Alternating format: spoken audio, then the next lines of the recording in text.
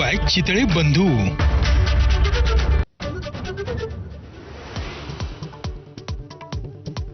कामगार कायद्यांच्या विरोधात केंद्रीय कामगार संघटना आणि शेतकरी संघटनांचा आज देशव्यापी बंद। 30 कोटी कामगार सहभागी होतील असा दावा। बँका, सरकारी कार्यालय, वाहतूक सेवा आणि बाजारपेठांवरती परिणाम होण्याची शक्यता। परभणीत काँग्रेस आणि ठाकरे सेनेचं सत्ता स्थापनेवर एकमत। आता महापौर हिंदू होणार की मुस्लिम याचा तिढा। सकाळी 11 वाजता होणार निवडणूक।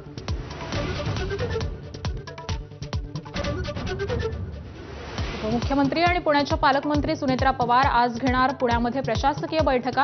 जिल्हा नियोजन समितीच्या बैठकीमध्ये ठरणार जिल्हा वार्षिक आराखडा। पुण्यात मगरपट्ट्यामधल्या ज्येष्ठ नागरिकाला 22 कोटी रुपयांना गंडवलं। पोलिसांकडून 8 जणांना अटक। शेअर मार्केटमध्ये गुंतवणूक करून चांगल्या परताव्याचं दाखवलं होतं आमिष।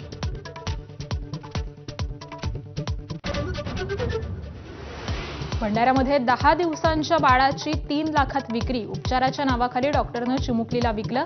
मुख्य सूत्रधार डॉक्टर नितेश बाजपेयीसह 5 जणांवर गुन्हा दाखल।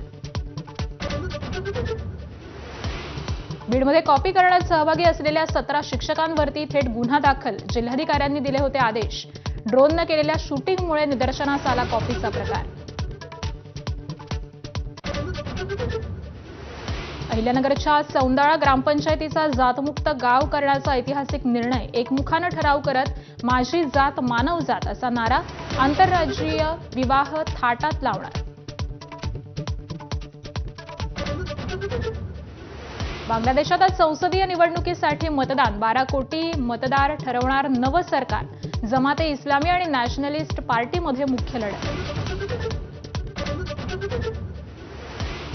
T20 विश्वचषकामध्ये आज टीम इंडियाचा सामना दुबळ्या नामिबिया संघाविरोधामध्ये। दिल्लीतील अरुण जेटली स्टेडियममध्ये दोन्ही संघ भिडणार।